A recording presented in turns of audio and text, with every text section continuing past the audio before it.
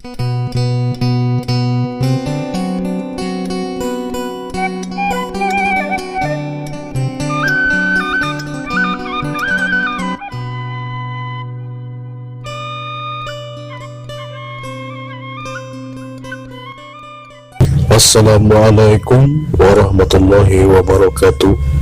Sampurasun.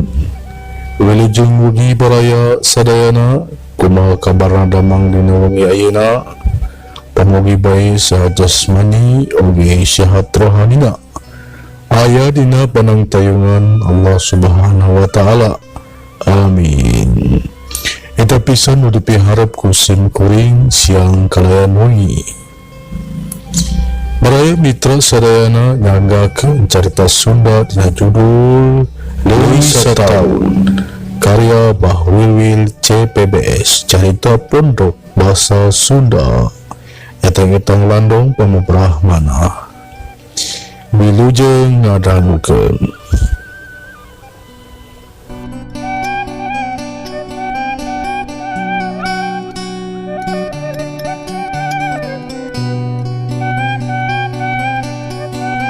Mangsa penting di negara alam siluman, Nyi Ratu Pandanwangi keur ngaheuleang ngarasa karunya ka anakna nu geus 2 tahun di alam manusia jadi oray. Manehna ngerasa geus sono ka anakna, tapi anakna can bisa mulang ka nagarana lamun can nyieun kahadian ka manusia. Harita dibaturan ku anak panggadina Nyi Mas Puspa Arum. Puspa Arum, wayahna teh adi anjeun ke alam manusia. Tempo kaayanana nah bet acan bisa mulang ke negara. Mangga ibu diestukeun ku kaula. Cak Puspa Arum berituluy hibar nuju ka leuwih sataun.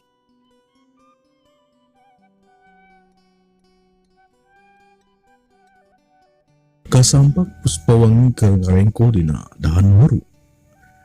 Awak nanggeus sakedit tangkal jambe. Puspa Arum moal kanu jadi adina. Atuh kulihat oray sanca teh udang. Puspa Arum ngarasa heran ningali adina nu jiga ngarasa betah dina alam manusia. Rai, naon bet jiga nu betah di alam manusia teh? Cek Puspa Arum ka adina. Ugut betah ace di alam manusia mah aya birang jeung peuting. Waktu birang rai sok dibaturan ku hiji manusia. Wartoskeun ka Ibu Ratu. Rai mawa ka mulang mun can nyieun kahadian ka eta manusia. Cek Puspawangi. Nyapek wae ari kitu mah. Nyapek wae ari kitu mah, lamun aya karapat ace bakal mantuan. Cak Puspa Arum geus leungit di hareupeun oray sanca. Cacap tilu poe Ahmad tatapa. Harita bangsa isuk-isuk aki aja geus aya di hareupeun Ahmad.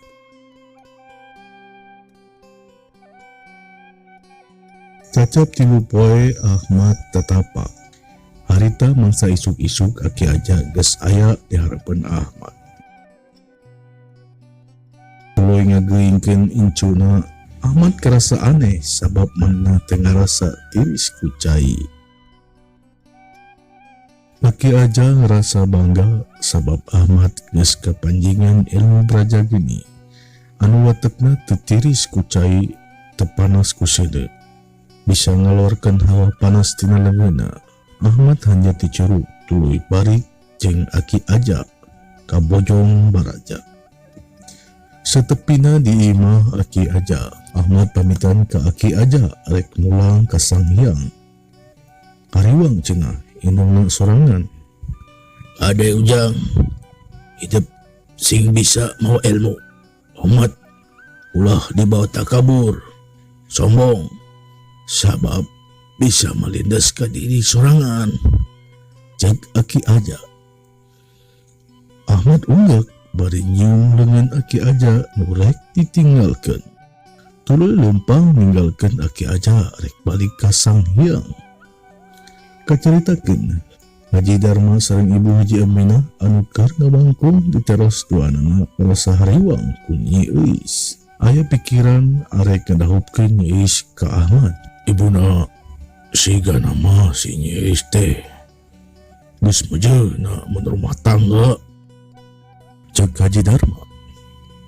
Nya bapana, ibu mah ngarasa panuju pisan ka Jang Ahmad teh. Keur makasep pagabudi anu luhung. Katama si nyaina oge katingali sukaun pisan, cek Ibu Hajah Aminah. Kumaha mun poe Minggu urang nganjang ka Sang Hyang ibuna, cek Haji Darma. Satuju pisan ibu mah. Ke urang bejaan si nyaina, cek Ibu Hajah Aminah. Mariana keur tulunengan Nyi Euis anu keur ulin dina imah babaturanana.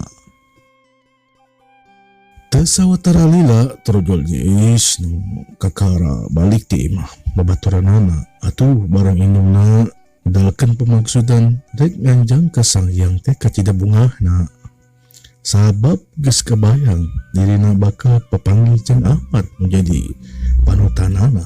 Nya harita keneh ditah kabadigana pikeun ngabejaan ka ibu asih ka Sang Hyang. Cunduk kana poe Minggu bada lohor samulihna ti sawah, Haji Darma, Ibu Hajah Aminah jeung Nyi Euis geus tatan-tatan rek miang ka Sang Hyang ngapunganan bi asih. Sabagian keluarga oge loba nu milu atuh bring adetan Haji Darma, atuh sabagian keluarga oge loba nu milu. Haji Darma ngabring naik delman aya kana opatna. Teka catur jalana dalam ngomongan Hajah Darma geus nepi ka harapan imah bi asih. Atuh di Imah Ahmad oge keluarga bi asih geus siap narima tamu. Malahan Aki Aja oge geus aya nyampak da di bejaan ku Ahmad. Bareng dua keluarga nu anyar tepung hariu suka bunga ngobrol. Silaturahmi nambah kekeluargaan. Keluarga Haji Darma ngerasa bangga ku keluarga Haji Ahmad. Keluarga Haji Darma ngerasa bangga ku keluarga Ahmad anu somea harade budi. Ari keluarga Ahmad ngerasa ajri sabab tatamu terombongan jalma anu kasohor kebenaranana ka sakacamatan Ranca Ekek. Ahmad jeung Nyi Euis pada ngagonjak ku keluargana. Manana tarungkul sem era bari hatena mah bunga anu daya papadana. Pamaksudan Haji Darma disambut ku Aki Aja jeung Bi Asih anu sapuk rek ngadahupkeun Ahmad jeung Nyi Euis. Bada asar saanggeus ngariung bala kecerakan, rombongan Haji Darma merulih ka Bojong Gempol bari mawa hate pinuh kabungahan.